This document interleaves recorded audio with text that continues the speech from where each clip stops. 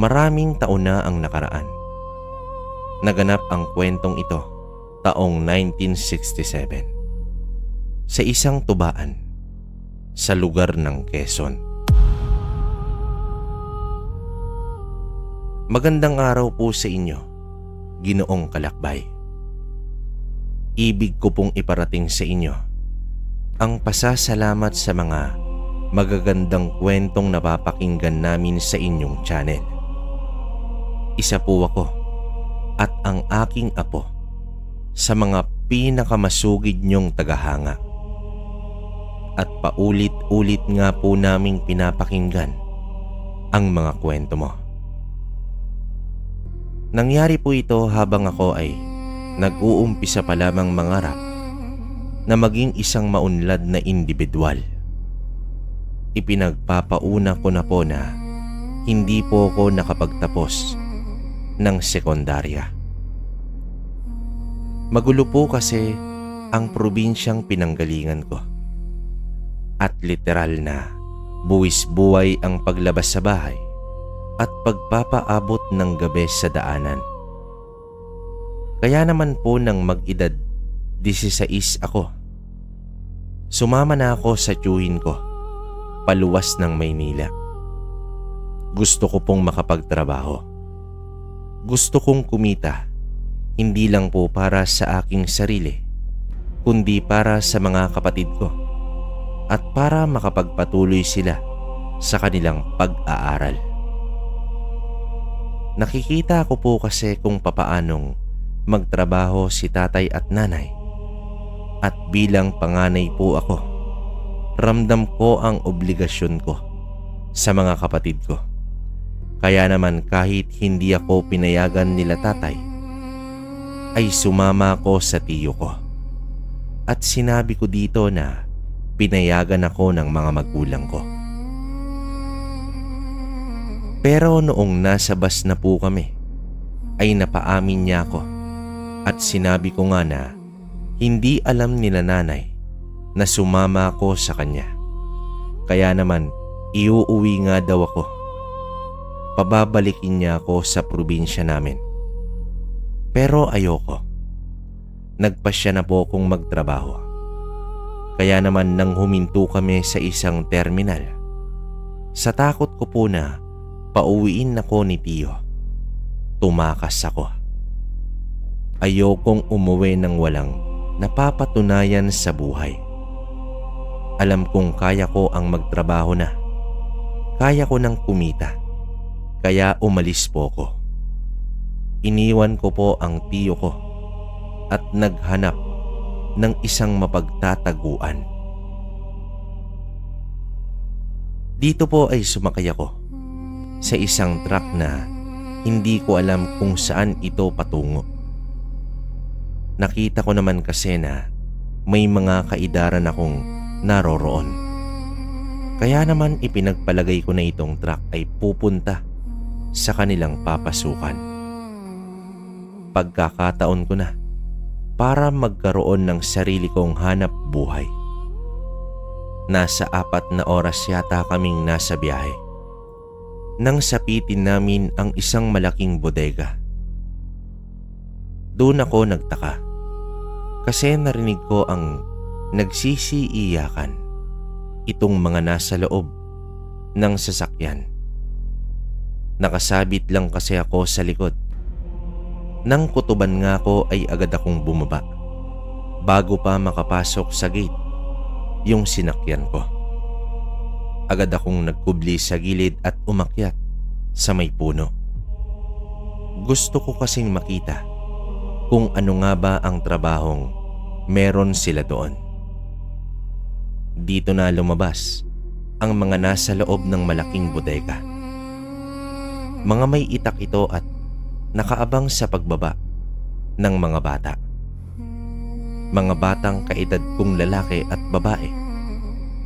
Doon ko nasabi sa aking sarili na hindi trabaho ang pinunta nila doon. Mukhang mga nadukot silang mga bata. Pero ano bang magagawa ng isang batang katulad ko? Nang bigla pong may sumigaw sa akin, Kaya mataas man yung puno, tinalon ko ito. Sabay takbo sa daang papalabas sa kakawyang iyon. Ang ipinagpapasalamat ko na lamang ay matandain ako sa daanan. Kaya naman agad akong nakatakas sa kanila. Hindi ko na inisip pa ang magsumbong.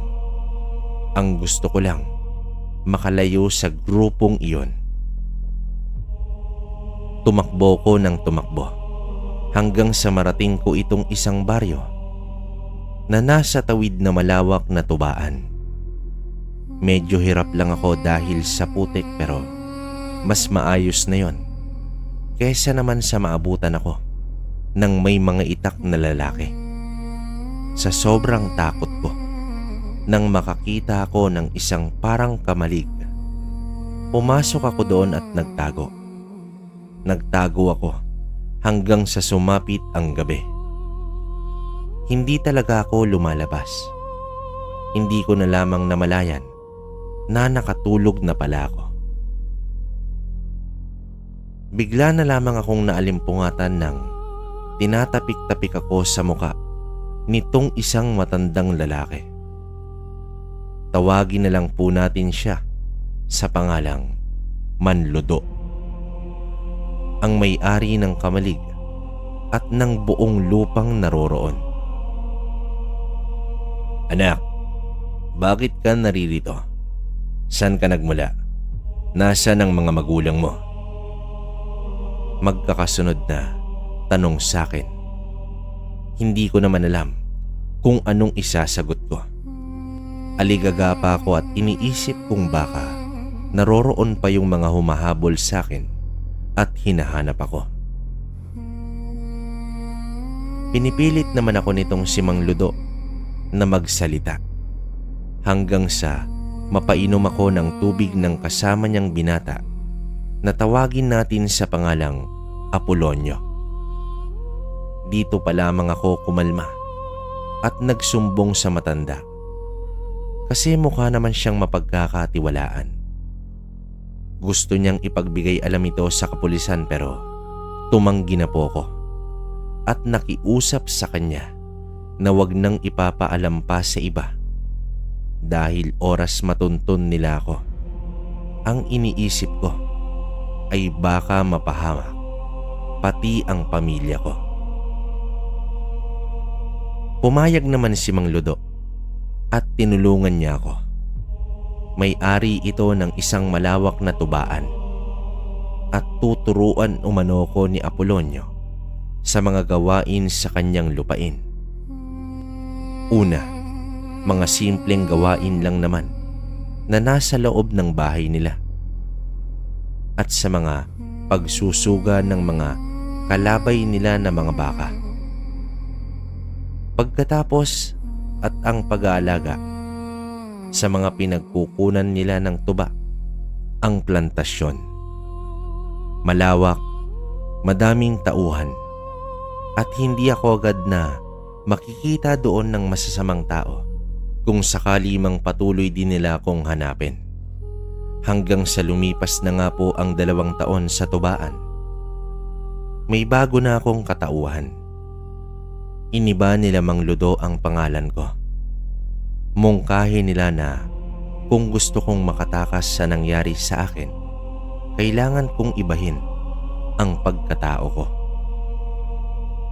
Dito ko po nakuha ang pangalan kong Ernesto.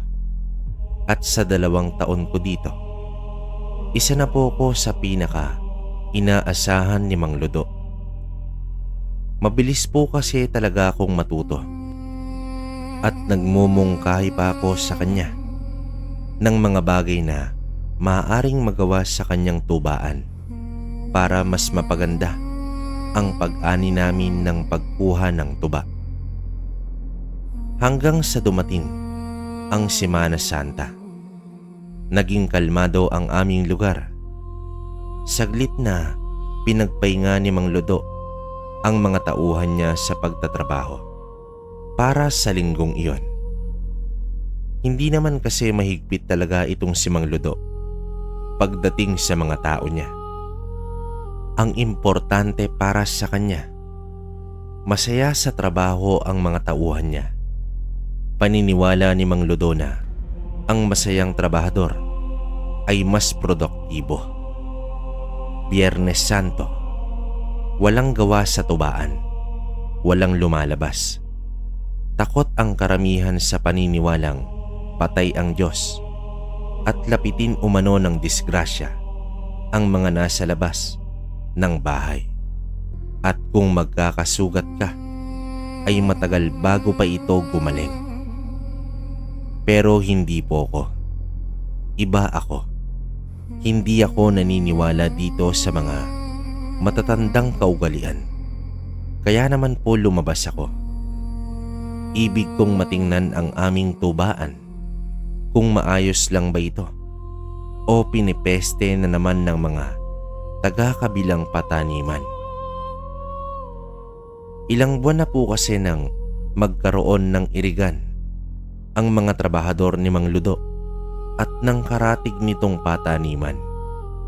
Away tungkol sa hindi pagkakaunamaan sa inuman na nauwi nga sa mga pagbabanta at mga paghahabulan ng itak.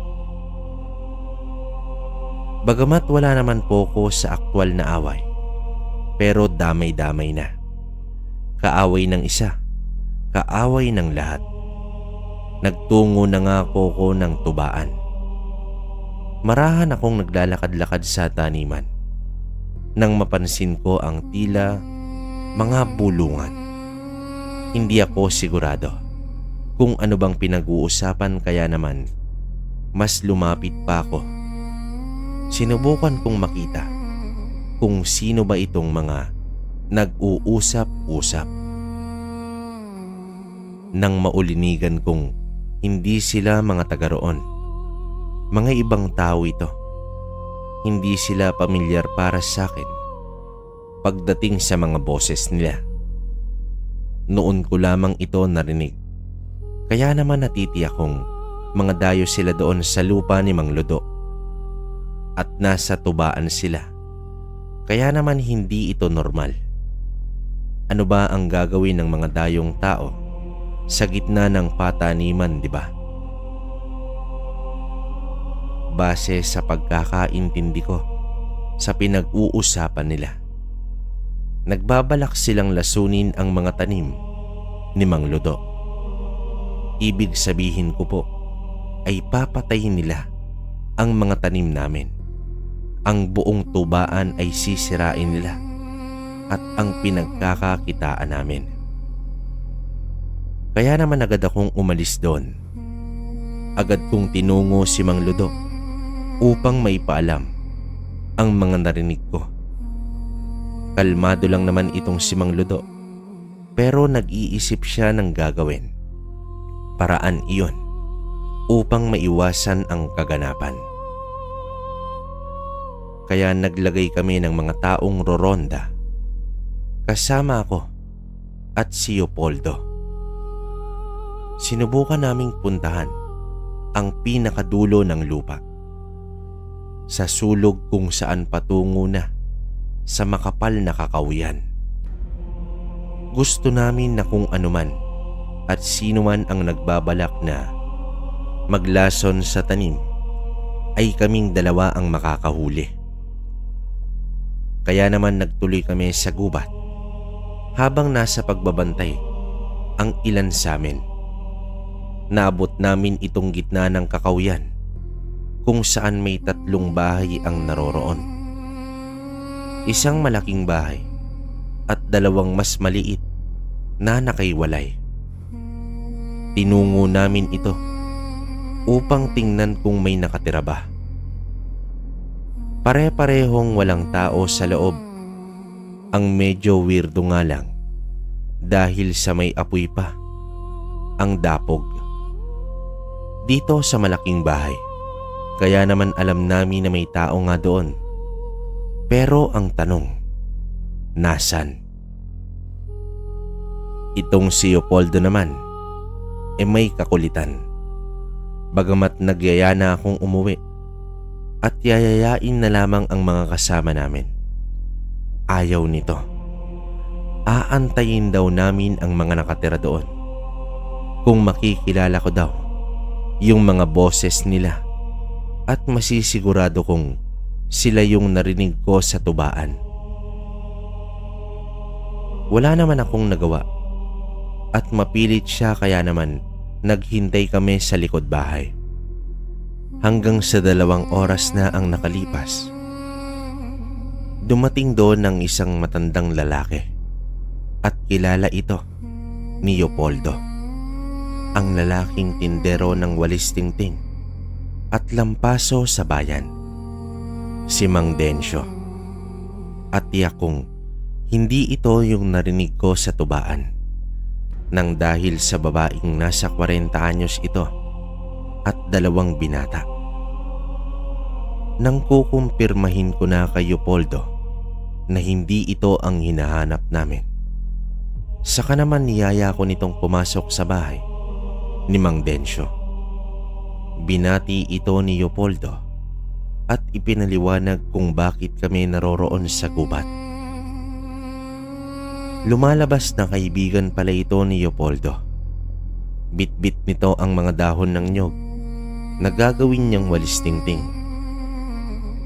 Kahit naman nahihiya kami nitong si Leopoldo, ay nagtanong kung maaari kaming makinom ng kape. At malamig nga daw po ang paglalakad namin pabalik. Nagkaroon kami ng pagkakataon na makipagkwentuhan dito kay Mang Dencio. Naikwento niya nga sa amin na matagal na siyang nakatira sa gubat na iyon.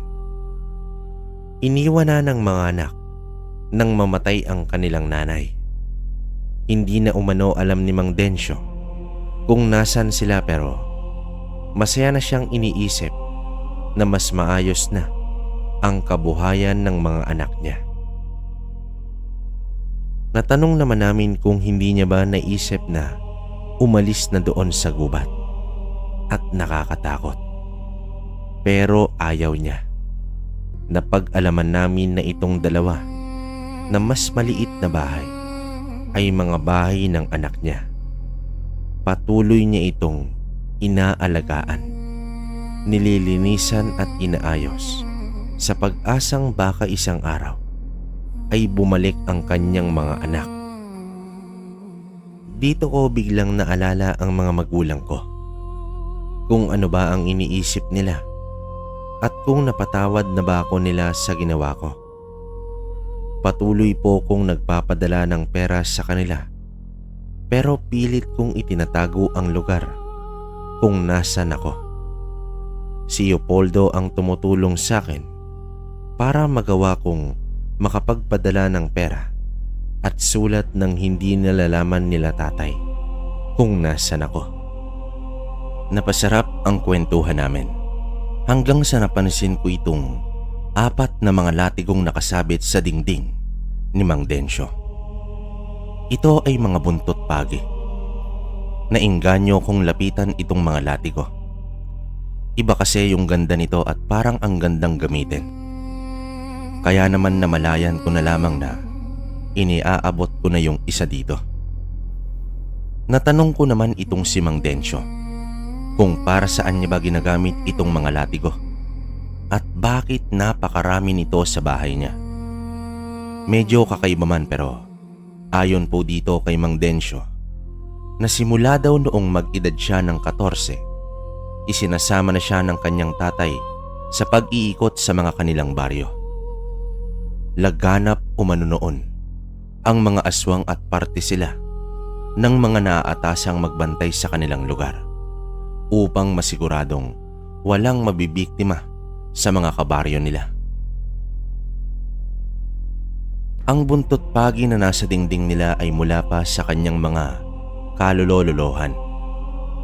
Isa sa kanya ang naroroon, isa para sa tatay niya, sa lolo niya at sa lolo ng tatay niya at sa lolo ng lolo niya, kung saan nag-umpisa ang kanilang propesyon. Sa pagkwekwento ni Mang Dencio, nasa kabilang baryo lamang ang pinagmulan ng kanilang angkan. Siyempre, itinanong ko na ang mga tanong na normal na sasabihin ng isang kagaya ko. Kung totoo ba ang aswang at kung meron ba doon sa lugar namin. Nagulat lang ako sa sinabi ni Mang Densyo na patuloy daw na umiiral ang mga aswang at sa totoo niyan ay kamakailan lamang may nabiktimang magsasaka ang aswang sa karatig naming lupa pero walang nakakaalam nito dahil sa nangyari ito nang nasa daang pauwi na ang trabahador. Kaya naman inaakala ng iba na umalis lang ito at naglayas dahil sa dami ng mga utang. Pero lingid sa kalaman ng aswang ay naroroong saksi itong si Mang Densyo. Kaya naman umano palagi siyang nasa pag-iingat, ligtas ang bahay niya at hindi ito mapapasukan ng aswang dahil sa mga pangontra niya. Pero ang labas umano ay mapanganib. Dito pumasok sa pagkakaunawa ko na kami ang tinutukoy ni Mang Densyo na nasa panganib kami, lalo pa at malalim na ang gabi. Alam nyo, dapat nyong isipin ang kaligtasan nyo. Maaaring nariyan lamang sa tabi-tabi ang aswang. Mas seryosong problema ang kinakaharap nyo kumpara sa mga nagbabalak na manglason sa mga pananim ninyo. Wika dito ni Mang Densyo. Alam kong tama naman si Mang Densyo dahil kung aswang ang makakaharap namin, buhay namin ang nakataya at hindi lamang buhay ng mga tanim namin. Pero paano nga ba namin ito sasabihin kay Mang Lubo? At kahit sabihin man namin, maniniwala ba sa amin ang matandang ito? Matapos ang pagkwekwentuhan namin, nagpaalam naman na kami kay Mang Densyo pero bago kami makaalis, iniabot niya sa akin ang latigo ng buntot page. Napansin kasi nito na sa aming dalawa, ako ang mas interesado sa mga ikwinikwento niya. Itong si Leopoldo ay tila alanganin sa mga kwento. Hindi naman po ako nagkamali kasi nang makalayo na kami sa bahay ng matanda, nag-umpisang magsalita itong si Leopoldo. At maganda nga daw yung kwento ni Mang Densyo. Pero wag ko daw sabihin na naniniwala ako sa kwento nun. Alam mo Ernesto, matanda niyan si Mang Densyo. Baka nga hindi niya na alam ang kinikwento niya sa'yo. At saka hindi ako naniniwala sa mga aswang. Sa mga taong halangang kaluluwa, oo. Kagaya niyang mga nagbabalak na samantalahin ang kabuhayan natin. Wika pa ni Leopoldo. Ang gusto ng kaibigan kong ito at katrabaho ko ay masukol namin ang kung sino mang nagbabalak nito sa amin. Kaya naman imbes na umuwi na kami, niyaya pa ako nitong ikutin ng isa pang beses yung tubaan. Baka daw naroroong nagkukubli lamang ang mga walang yang gustong gumawa ng masama sa amin. Nakita naman namin nang marating ang tubaan na parang may komosyon. Nagmamadali ang mga kasamahan namin at tila may hinahabol. Kaya naman agad naman kaming nagtungo sa kanila. Ayon sa mga kasama namin, may nakita nga daw silang dalawang tao na naroroong nagkukubli sa may tambak ng mga nilinis na dahon sa mga tanim namin. At nang lapitan daw nila, bigla na lamang tumakbo ng napakatulin umano ang mga ito. Kaya naging alerto kami ni Leopoldo. Tumulong kami sa pagsuyod ng lugar. Kahit maputik, kahit nakakaramdam na akong pagod, kita nga namin ang mga bakas na parang dinaanan sa damuhan. Gusto pa sanang sundan ni Leopoldo pero narinig namin si Mang Lubo at pinipigilan nga po kaming sumunod pa. Hindi daw matalinong gawain ang sundan itong mga tinutugis namin sa gubat, sa gitna ng kadiliman. At baka daw may iba pa itong mga kasama doon na nakaabang. Kaya naman ipapagbigay alam na lamang daw ni Mang Lubo sa kinauukulan sa kinaumagahan. Dahil nga sa nakakaalarma ang ginagawa nila.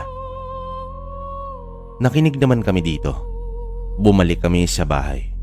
Puno ng putik at mga sugat sa paa. Kakatakbo. Pero ang akala ni Mang Lubo na matahimik na kami, doon po siya nagkakamali. Hindi kasi sapat sa amin na isusuplong lamang ito sa aming kapitan. Alam namin kung gaanong kabagal kumilos ang kapitan sa aming barangay. Kaya naman ang sumunod na araw, maaga pa lang at dahil nga sa linggo nito, ay walang paggawa. Naglagay ng mga patibong itong si Leopoldo. Yung madalas na gamit namin para sa mga bayawak doon sa aming lugar, yun ang ginawa niya. Gulat lang po kami kasi kita namin ng pagdating doon, naputol na ang ilan sa mga tanim namin at sinadya talagang sirain. Parang nangaasar pa ang may gawa nito. Dito nag-alboroto si Leopoldo. Ama na kasi ang tingin niya kay Mang Lubo at hindi niya ito mapapalampas na may nang aagrabyado dito. Inausap ako nito. Natulungan siya at sa darating na gabi daw, magkakaalaman na. Patay kung patay daw ang gagawin niya sa mga masasamang loob na hindi naming maintindihan kung ano ba talaga ang atraso sa kanila ni Mang Lubo at ganoon na lamang kung pag-initan ang mga tauhan nito at ang mga pananim at kabuhayan. Ang ginawa nitong si Leopoldo, naroroon nito sa gitna ng tubaan. Nakakubli lamang. Ako naman ay nasa may puno. Nasa taas at nakamasid. Sakaling maging alanganin at kung may kita kong marami ang mga kalaban, aatras kami. Yun ang kondisyon ko sa kanya. Nakita ko pa sa di kalayuan ang 3 tao na marahang nagtutungo sa aming tubaan. May mga dalang galon. At siguradong ito yung mga panlaso nila sa mga pananim namin. Patungo ito sa kung nasaan itong si Leopoldo at alanganin siya sa 3 kalaban. Kaya naman akma na sana akong bababa. Nang makita ko itong isa pang tao, napapalapit naman sa 3. Noong una, akala ko kasama nila. Pero biglang huminto ito nang malapit na sa 3 at hindi ito gumagalaw. At nang malampasan siya na nakakubli lang, sinunggaban niya yung isa na nasa likod at biglang lumipad.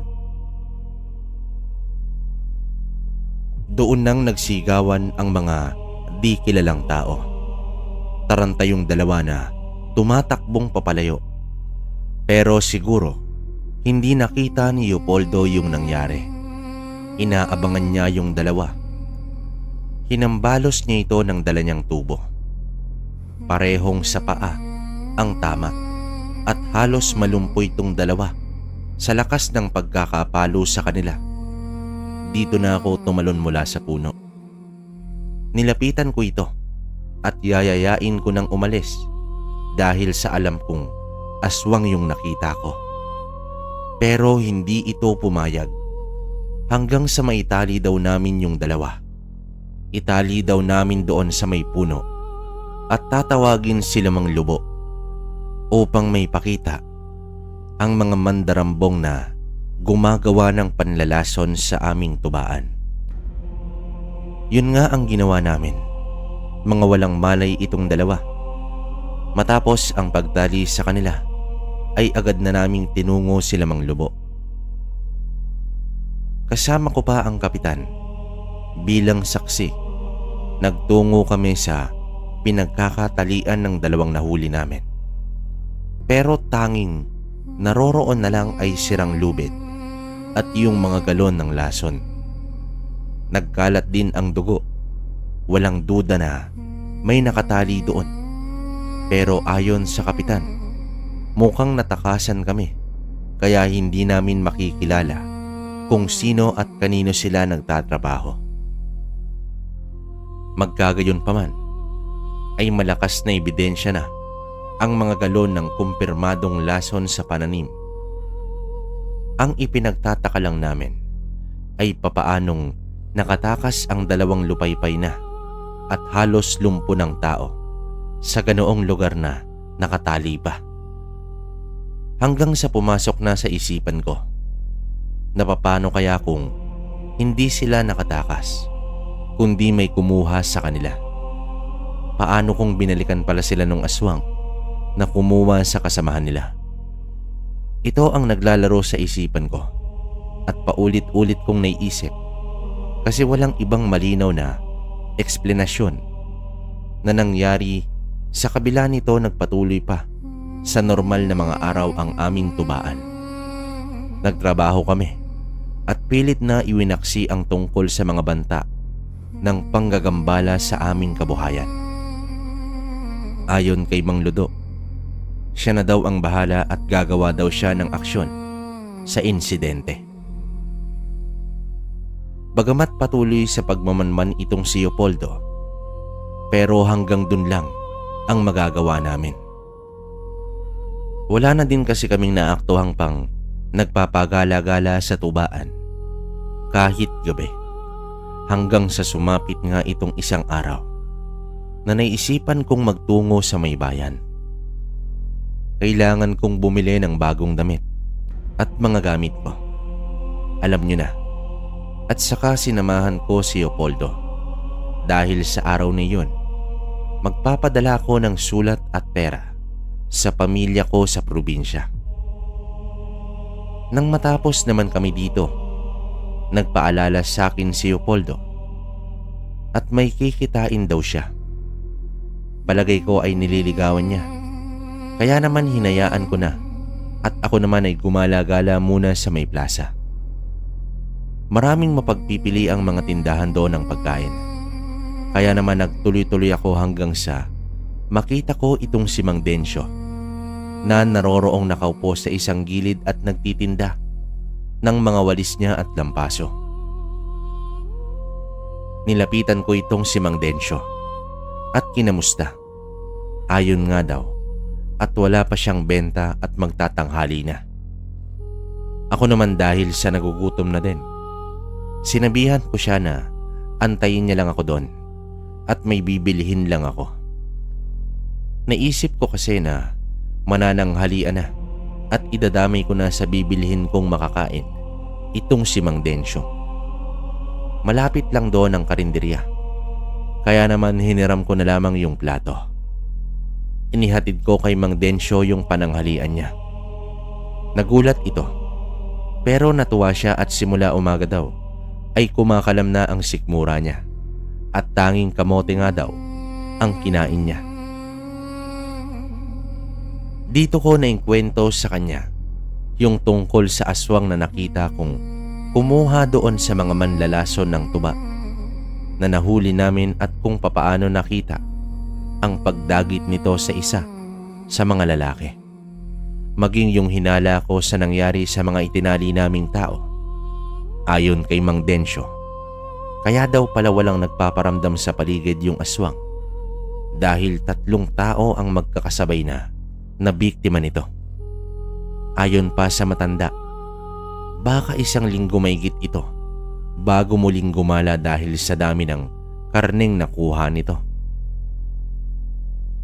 Agad ko naman siyang tinanong kung ano bang maaari kong magawa o magamit kontra sa aswang sakaling ako ang matsyempohan nito. Nang dahil nga doon, madalas ako ang nagtutungo sa tubaan sa gabi para tingnan ito at rumonda na din sa lupa ni Mang Ludo. Ipinakita sa akin itong si Mang Densyo ang tinda niyang lana. Nasa maliit na botelya na may mga ugat sa loob. Ayon kay Mang Densyo, na mambisang gamit iyon upang matukoy mo kung may malapit na aswang sa aking paligid.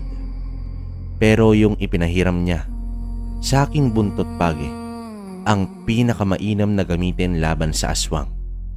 Kung meron din daw akong tansong itak o punyal ay mas mainam daw dahil sa hindi agarang gagaling ang sugat na mula dito. Saka ko naman naalala na isa sa mga katrabaho ko na tawagin nating si Mang Hermin. Nagkwento nga ito na dati siyang nagpapanday at meron daw nga siyang mga gawa sa tansong mga balisong at kutsilyo, kaya naman siya agad ang naisip ko. Nagpatuloy kami sa pagkwekwentuhan ni Mang Densyo at malalaman ko nga daw ang katauhan ng isang aswang kung titingnan ko ito sa mga mata. At oras na maging baliktad ang refleksyon ko sa mata niya, malaki ang tsansa na aswang ito. 3:00 nang magpasya kong umuwi na. Mukhang gagabihin kasi itong si Leopoldo at ayoko namang maghintay doon ng pagkatagal-tagal sa may simbahan. Nagpaalam na din ako kay Mang Densyo na bandang mga 5:00 pa daw siya uuwi at inaantay niya pa itong suki niya na palagi ang bumibili sa kanya ng langis ng nyog na panghaplas. Kahit man lang daw yon ay makabawi siya. Ako naman, para makatulong sa kanya, bumili ako ng lana. Itong lana na sinasabi niyang magsasabi sa akin kung may malapit bang aswang sa paligid ko. Sa daang pauwi habang mabagal lang ang aking paglalakad, pansin ko ang iilang tao na naroroong nakatitig lamang sa akin. Malayo na ito sa sentro ng bayan. Parang mga nakaantabay lamang na ewan. Nakaupo yung iba, nagkwekwentuhan sa gilid ng puno. Pero marami naman yung naglalakad sa daan, kaya di ko na ito alintana. Hindi ko naman naisipang paghinalaan yung mga nadadaanan ko, pero nang makarating na ako sa bahay at naroroon nga itong si Mang Ludo, ay may mga kausap na tauhan niya. Sa pataniman ito, bukod pa ito sa tubaan. Saka ko naalala na oo nga pala at araw ng sahod noon. Kaya pala maraming nasa bayan. Una kasi kaming naabutan ng sahod at nasa bahay nga kami ni Mang Ludo nakatira. Palagi kasi kapag araw ng sahod, may papansit itong amo namin. Isang malaking kawa ng pansit na puno ng sahog na gulay mula sa taniman at manok na alaga naman ito sa manukan niya. Busog ka na, may sahod ka pa. Yun yata ang pinakapaboritong araw ng mga trabahador ng amo namin. Napansin ako nitong paparating at agad niyang ang hinanap itong si Leopoldo dahil sa hindi ko ito kasama. Sinabi ko naman na nauna na akong umuwi at may kikitain pa itong si Leopoldo. Hindi ko alam kung anong oras pa ito uuwi. Kaya naman ako na lamang ang inutusan nitong amo namin na ihatid nga ang sahod isa sa mga katrabaho na may sakit umano. Kasabay nito ang isang supot ng pansit at tinapay. Itong si Mang Hermin, yung sabi ko po na dating panday, wala kasi itong ibang maaasahan at mga maliliit pa ang anak niya at marahil hindi rin siya maiwan ng asawa niya. Kaya wala naman akong pagdadalawang isip na pumunta sa bahay nito matapos akong kumain ng merienda mula sa pinyang bagong ani. Medyo malayo nga lang ito sa bahay ni Mang Ludo, kaya kailangan ko pang gumamit ng bisikleta. Siyempre kung pupunta ako sa labas, kung gagabihin ako, may sukbit akong itak at yung latigo ni Mang Densyo. Sa mga nakita ko kasi tungkol sa aswang, ayoko nang magpakampante. Mahirap nang masalisihan ng mga nilalang na ito. Doon ko lamang napansin na yung lana ko pala ay umawas na sa pantalon ko. Hindi ko pa alam kung noon bang naglalakad ako o nung nasa bahay na ako ni Mang Ludo. Kaya naman mas naging maingat ako. Malaki ang tsansa na nakausap o napadaan ang mga aswang. Gamit ang bisikleta, madali akong nagtungo sa sityo kung nasaan itong si Mang Hermin. Medyo sakto lang pala ang punta ko at wala daw silang may pambibili ng bigas at may uulam.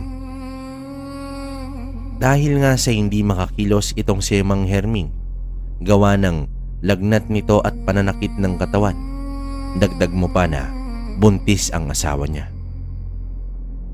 Tuwang-tuwa naman ng mga anak nito nang makita yung dala kong pansit at tinapay.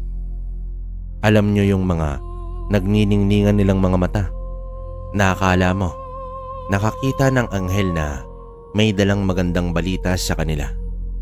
Ganoon yung tuwang nakita ko sa mga mata nitong dalawang batang paslit nang sinalubong ako. Sabay tanong sa akin kung para daw ba sa kanila yung pansit na bitbit ko.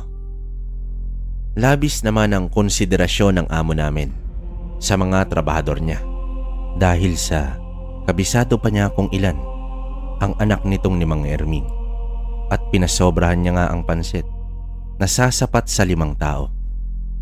Hindi na nagsayang ng oras itong si Aling Rosa, asawa ni Mang Herming, at inihanda niya nga itong merienda at diretsong hapunan na ng mga bata. Naantig naman ako kasi ako nga na hindi buntes ay madalas magutom, tapos itong si Aling Rosa pag-iisa-isahin ang merienda at hapunan nila. Kaya naman gawa ng sapat naman ang pera ko at may naitatabi ako ng dahil sa libre naman kami sa tirahan at pagkain sa bahay ni Mang Ludo. Kaya para sa akin, ano ba naman ang bumili ako ng bigas at biskwit para sa mga batang ito. Isa pa, naaalala ko ang mga kapatid ko sa kanila. Habang nasa tindahan naman ako ay pinansin ako ng mga naroroong nag-uumpukan at nakilala nga ako nila na tauhan ni Mang Ludo. Tinawag pa nila akong anak-anakan ng matanda. Maswerte daw ako at kinupkup nga daw ako ng matanda. Noong huli daw nila akong nakita ay totoy pa. Pero sa ilang taon lang ay mamang-mama na daw ang katawan ko. Isa naman sa kanila ang nagtanong sa akin kung kumusta na daw ba yung tubaan at kung wala na daw ba yung aswang na nakita ko. Sa tono ng pagsasalita nitong lalaki, parang may pangungutya. Alam niyo yung hindi naniniwala na parang pinagkakatuwaan ang mga kwento tungkol sa aswang. Pero syempre, dayo lamang ako doon, kaya naman buong sikap kong sinagot sila sa pinakakalmado kong tono na may kasamang ngiti. Wika ko lang na wala namang nanggagambalang aswang na. Painosente pa sa ibig nilang ipakahulugan sa mga tanong nila.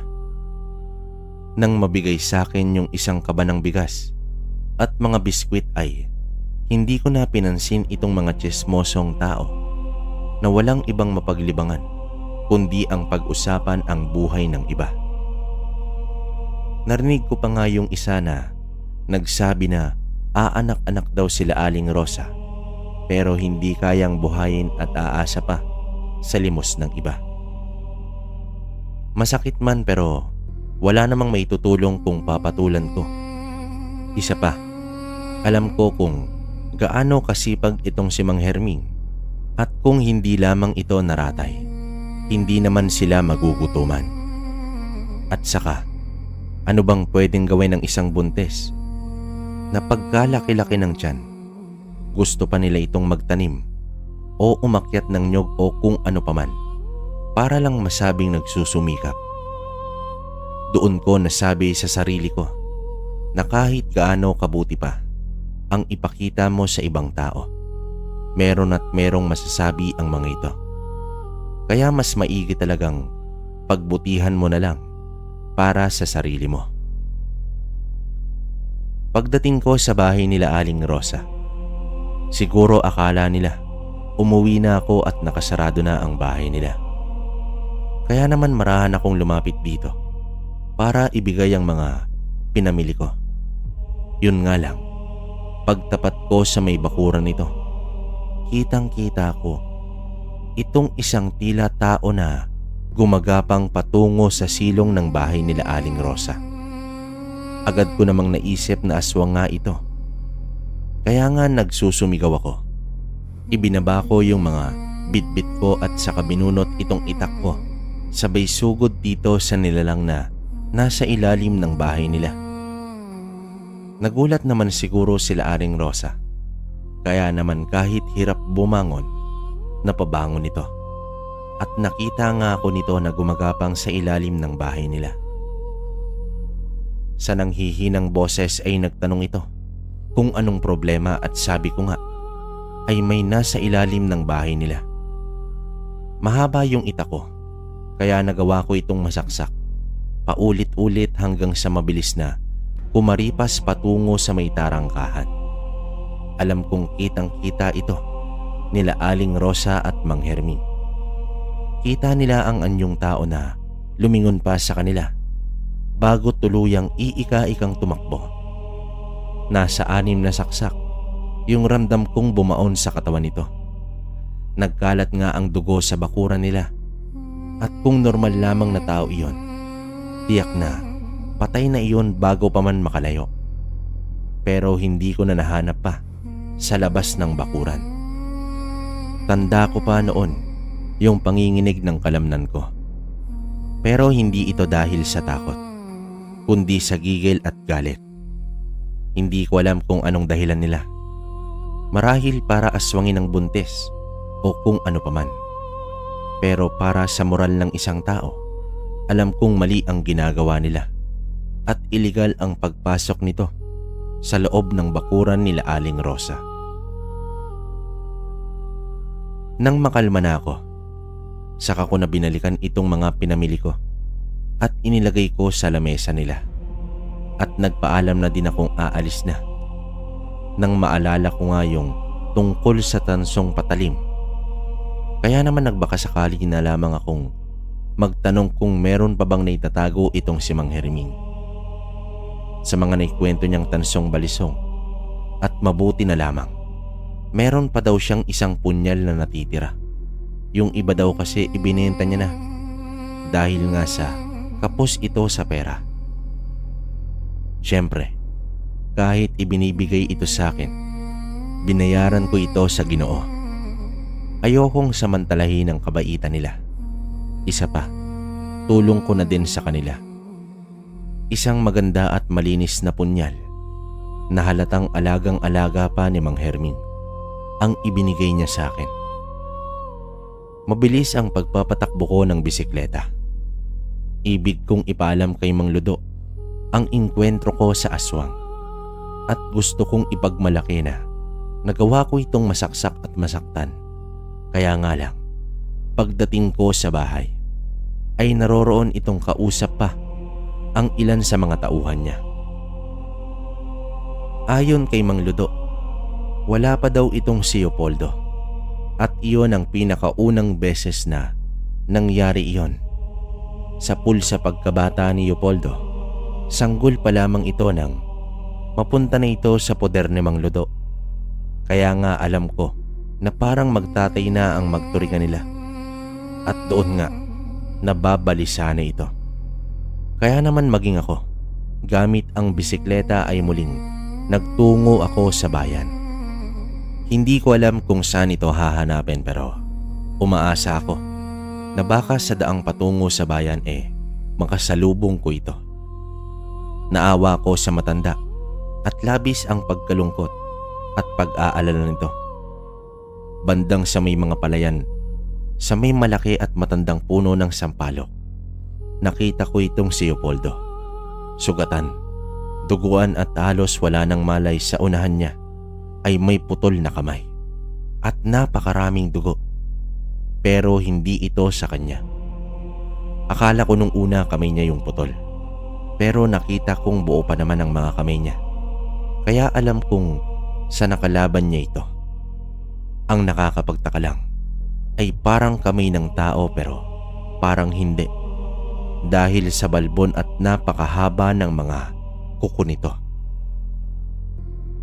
Imposible kong maisakay sa bisikleta itong si Leopoldo. Bagsak na ang katawan nito at duguan. Dito pilit kong binuhat si Leopoldo at itinakbo ko ito sa bayan ng ospital na agad na isip ko. Yun lang ang alam kong pag-asa niyang mabuhay. Nasa 15 minutos yata akong tumakbo ng walang tigil habang pasan-pasan sa likod ko itong si Leopoldo. Nang marating ko ang ospital at masikaso ito ng mga tao doon, saka ako nagpasalampak sa gilid. Doon ko naramdaman yung sakit ng mga paa ko at yung mga sugat at galos na hindi ko na alam kung saan ko nakuha. Isa sa mga doon ang nilapitan ako. Inalalayan akong pumasok sa ospital at grabe nga yung mga sugat at mga galos sa paa at tuhod ko. Ewan ko, baka nadapa ako o napaluhod habang tumatakbo, pero hindi ko na matandaan. Ang nasa isip ko lamang noon, ang madala itong si Leopoldo sa doktor at mabuhay siya. Ilang oras pa nang saka ko maramdaman yung sakit ng katawan ko. Dito ay dumating na din sila Mang Ludo. Sinundo ng isang driver na nakakilala sa akin na nagkataong naroroong nakaparada sa may ospital. Sinundo pala nito sila Mang Ludo at naroroong nasa jeep yung bisikleta ko. Tulala pa din ako. Unang beses kong makaranas noon at sa taong para ko pang kapatid na. Hindi pa din ako natitigil sa panginginig kahit tinatanong na ako ng mga tao sa ospital kung ano bang nangyayari talaga. Nakita nga daw nila yung bisikleta ko sa may sampalok, pero walang kamay daw ang naroroon. Ewan ko, baka nadaanan ng mga hayop na gumagala sa gabi, pero maraming dugo nga daw doon. Si Leopoldo naman ay walang malay pero ligtas na daw.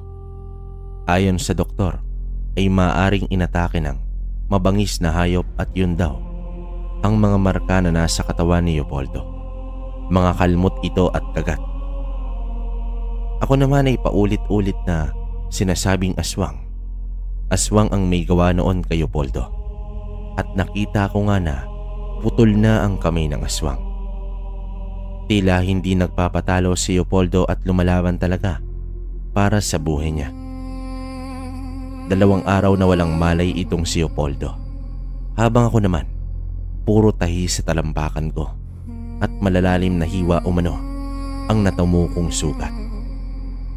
Siguro sa 3 araw na itong nagkamalay si Leopoldo, pero nasa bahay lang ako at sila Mang Ludo lamang ang nagpupunta sa ospital. 2 linggo pa nang may uwi na si Leopoldo sa bahay. At noon lamang siya nakapagsalita. Akala niya daw ay katapusan niya na talaga.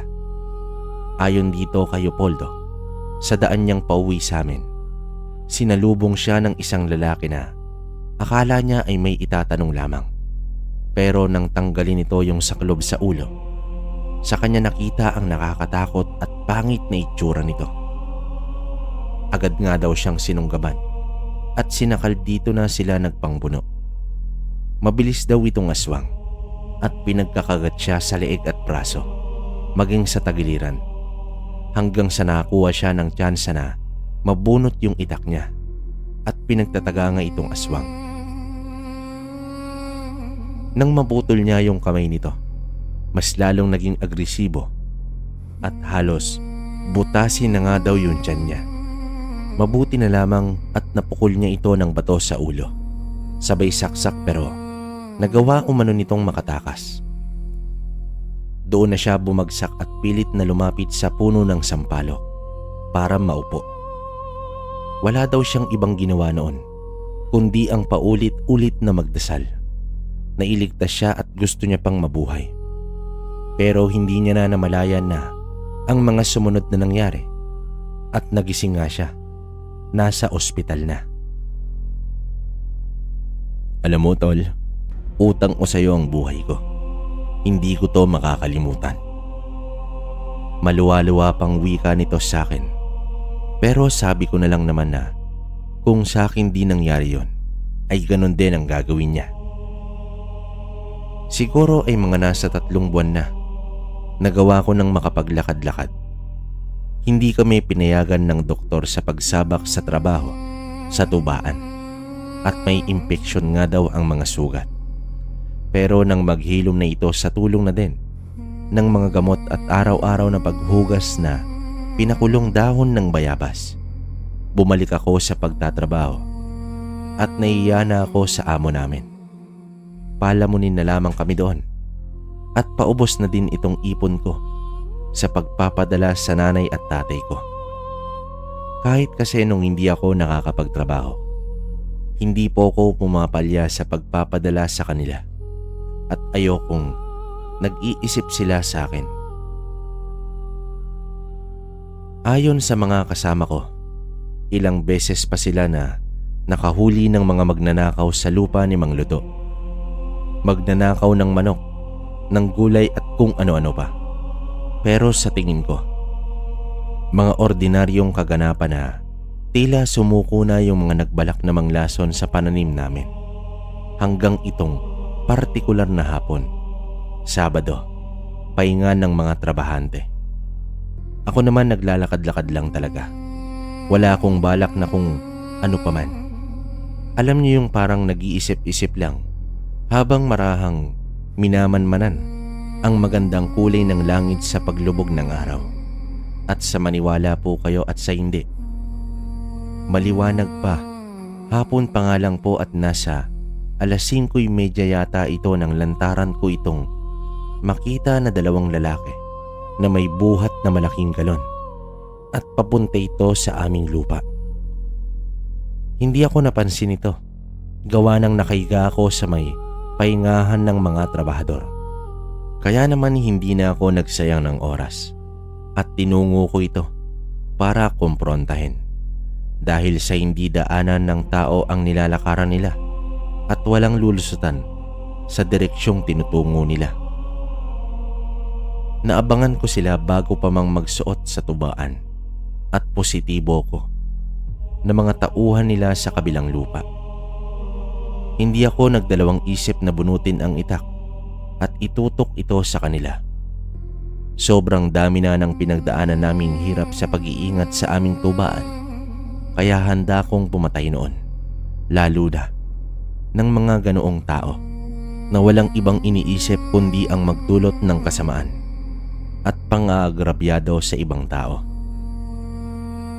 Ni hindi nila itinangke ang balak nila at gagawin daw nila akong pataba sa tubaan.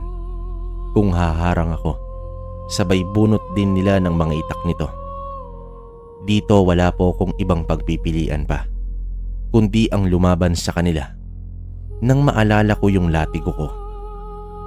Hindi man sila aswang pero oras na tamaan sila ng latigo, tiyak na iindahin nila ito. Ngunit ganoon na lamang ang gulat ko nang tamaan sila ng latigo at labis ang pagsigaw nila sa sakit nang mawala nga yung sinag ng araw. Dito po nalantad sa akin ang totoong katauhan nitong dalawa, mga aswang, at wika pa nito na kung nagawa nga daw naming nasugatan ang mga kasamahan nila pero hindi sila. Isipin niyo po, mga aswang na may itak ang kalaban ko. Hindi ko alam kung tama ba yon o kung kaya ba talaga ng mga aswang ang humawak ng itak pero yun po yung nangyari. Hindi po sila masyadong kaiba sa tao ang itsura. Bukod sa nakakatakot na boses nila, naglalaway na bibig na may matatalim na ngipin at sa mababaho nilang amoy mula sa naglalangis na katawan. Dehado man ako, wala naman akong pagpipilian pa kundi ang lumaban sa kanila para sa aking buhay. At alam kong hindi magdadalawang isip ang mga ito na paslangin ako. Sa tuwing naiisip ko nga itong kwento ko ngayon, ay parang nangingilo pa din ang mga ngipin ko sa banggaan ng mga itak namin. Masyado na silang malapit sa akin kaya alanganin na yung latigo ko. Patras ng patras na lamang po ako nito dahil sa magkakasunod nilang pagsugod sa akin. Iniisip ko kung tatakbo ba ako, pero oras na tumalikod ako sa kanila, tiyak na katapusan ko na. Kagaya ni Udolpo, panay dasal na ako na sana bigyan ako ng iba yung lakas at tibay ng kalooban na wag akong panghinaan sa oras na iyon. Basta sabi ko, kahit anong uri pa yan ng milagro, gawin na ng Diyos para sa akin, para mabuhay ako. Alam ko mahirap paniwalaan para sa iba, kasi kahit ako, hindi ako makapaniwala noon, pero dumating po itong si Mang Densyo. Naroroon siyang pinagagupit ng latigo, itong 2 aswang. At isa pang naroroon ay itong si Mang Herming. Magkasama silang lumaban dito sa mga aswang. At nakilala nga ni Mang Herming na mga tauhan ito sa kabilang lupa. Kaya nung tumakas ang mga aswang, dahil alam nilang dehado sila sa laban, lalo pa at may mga buhay na salitang ginagamit itong si Mang Densyo, mabilis itong kumaripas sa putikan. Pero hindi nag-aksaya ng oras sila Mang Herming at si Mang Ludo. Nang gabi ding iyon kasama si Kapitan at dala ang ebidensya ng galon ng lason. Tinungo namin ang may-ari ng lupaing naroroon kung saan nagtatrabaho itong mga aswang. Nagkagulo sa bakuran nito kasi kita namin na may bakuran nito ang mga galon ng lason kapareho sa daladala ng mga aswang. Hindi na nakapagdahilan pa itong tawagin na lang natin si Mang Constancio. Pero yung pag-aakusa namin sa mga aswang sila at yung mga tauhan niya ay mariin niyang itinanggi. Kaya naman pinilit namin siyang ituro ang mga nakatira sa lupa niyang mga tauhan niya. Kilala ito ni Mang Herming. Ang isa dito, si Macario, at yun nga ang pinuntahan namin. Isang mag-anak pala itong nagtatrabaho sa kanya, at sabi niya ay hindi niya daw alam kung saan ito nanggaling. Nang marating nga namin ang kubo nila Macario, tanging naroroon ay ang mga dugo ang damit at mga benda, ang baho ng lugar, ang lansa at masangsang ang amoy ng paligid. Ni hindi pala ito pinapasyalan ng may-ari ng lupa, pero naging lungga ng aswang ang parting iyon sa dulo ng lupa niya. Nagkalat na ang mga buto at mga nilalangaw na hinukay kung saan maaaring itinapon ang mga gamit at parte ng mga biktima nila. Kumalat ang balitang ito sa baryo namin. Nabahala ang lahat at nagkaroon ng malawakang pagtugis sa mga taong ito. O mas tamang sabihin na angkan ng mga aswang. Sir Narrator, kahit po sabihin man natin na walang alam si Mang Constancio na mga aswang at mamamatay tao nga itong mga tauhan niya, pero hindi po siya nakaligtas sa kasalanan niya sa pag-utos na pagsira sa ari-arian ni Mang Ludo. Nagkausap-usap sila sa barangay, pero hindi ko alam ang napagkasunduan nila. Basta parang pinagbigyan nito ni Mang Ludo, pero alam ko may kapalit siguro. Pinagbayad ito. Mabuti na lamang talaga at naroroong napadaan itong si Mang Densyo at si Mang Herming. Ako pala talaga ang sadya. Ang balak niya talaga ay puntahan ako at kausapin, at itinuro nga siya ni Leopoldo sa tubaan. Hindi niya daw inaasahan na madaratnan niya akong dinudumog ng aswang. Isang perpektong pagkakataon kung iisipin, isang imposibleng tagpo at pagkakaligtas sa buhay ko, pero nasabi ko lang sa sarili ko na wala talagang imposible sa taong lumalapit sa Diyos. Kaya niyang gawin ang lahat ng mga pinaka-imposibleng bagay para tulungan ka. 6 na buwan pa mula ng insidente ng mga aswang, nakapansin po kami ng bago ni Leopoldo. Naging mainitin ang ulo nito at tahimik. Madalas na iwas na ito sa amin at palaging parang malayo ang iniisip. Hanggang isang gabi, nang ginising ako ni Mang Ludo at wala daw nga sa kwarto nito si Leopoldo. Bandang mag-aalas 2 yata ng madaling araw. Magkasama kaming lumabas para tingnan kung nasan ba ito. nang marinig namin na nagkakaingay yung mga manok sa likod bahay. Doon nga nakita namin na may hawak-hawak itong si Leopoldo. Isang inahin. Ak-akma na sana niya itong kakagatin nang sigawan ako ni Mang Ludo. Nahawakan nga itong si Rodolfo at pigilan sa pagkain nitong manok. Noon din ay pinatawag ni Mang Ludo itong si Mang Dencio. Ipinaalam namin ang kondisyon ni Rodolfo at positibo siyang sinabi na mukha daw naniyanggaw si Rodolfo. Hindi namin alam kung bakit ang tagal bago umepekto, pero ayon kay Mang Dencio na maaaring matagal na ito at pilit lamang na pinipigilan ni Rodolfo ang pagkatakam sa karne at pagkauhaw sa dugo, pero may punto nga daw na sa proseso ng pangyayanggaw kung saan kahit na anong sikap mong pigilan ang tawag ng pagkaswang, matatalo at matatalo nito ang isipan at kamalayan ng tao, at tanging kabangisan at kaharasan ang tatakbo sa isipan. Malakas nga daw itong si Rodolfo at ganoon katagal na napigilan ang pangyayanggaw sa kanya. Katakot-takot na panggagamot at kung ano-anong ritual ang ginawa ni Mang Dencio. Ilang beses kong nakitang nagsuka si Rodolfo ng dugo at itim na likido.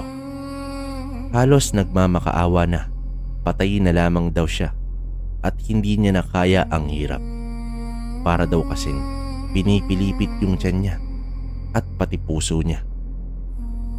Pero ayaw siyang sukuan ni Mang Dencio. May pag-asa pa nga daw itong mapagaling. Totoo naman po, napagaling ni Mang Dencio itong si Leopoldo. Pero labis itong namayat, tulala at parang baliw na. Hindi ito makausap, hindi nagsasalita, at kailangan gumamit ng tubo o swero para lang pumasok ang sustansya sa katawan niya, at hindi na ito kumakain. 6 na buwang tinaga namin ito ni Mang Ludo, hanggang sa kumuha na ito ng isang espesyalista na mag-aasikaso kay Rodolfo. Hanggang sa saktong 1 taon ay nakabawi ng lakas at ng katinuan itong si Leopoldo. Yun po siguro ang pinakamagandang regalo sa amin ng Paskong iyon, nang ngumiti si Rodolfo at magbiro. Tuluyan na siyang nakabawi, at wag po kayong mag-alala dahil nabuhay siya ng matagal. Tumanda at nagkaapo ang aking matalik na kaibigan. Pero sa ngayon ay wala na siya, at pakiramdam ko nga ay hindi na din magtatagal ay susunod na din ako sa kanya. Kaya sana ay maipaabot natin ito sa mga tagapakinig natin. Sana ay maibahagi ang kwento naming dalawa ni Leopoldo at kung paanong ang isang tindero ng walis at dating panday ay iniligtas ang mga buhay namin. Nasa akin pa din po ang latigo na bigay ni Mang Dencio at ang punyal na bigay ni Mang Herming, mga bayani ng buhay ko. Nang magkasawa naman po ko ay umuwi kami ng probinsya at ipinakilala ko sila sa mga magulang ko at sa mga kapatid ko na guro na ng pareho. Si Mang Ludo naman po ay sinundo na ng mga kamag-anak niyang nasa ibang bansa. Mga kapatid niya, ibinenta po ang lupa nito. Wala na kasing mag-aalaga. Malabo naman po kasing ipamana sa amin ni Leopoldo ang lupa dahil sa buhay pa naman ng mga kapatid nito. Ewan, milagro din po siguro na nagkapatawaran silang magkakapatid at muli silang nagsama-sama. Siguro po dito ko natatapusin ang aking kwento. Maraming salamat po at napagtiyagaan niyong pakinggan. Sa buhay po natin, batid ko na magkakaiba ang mga pagsubok na hinaharap natin. Pero pakatatandaan niyo lamang po na may Diyos na nakamasid sa ating naghihintay lamang na lumapit kayo. Maraming salamat po at magandang araw sa lahat.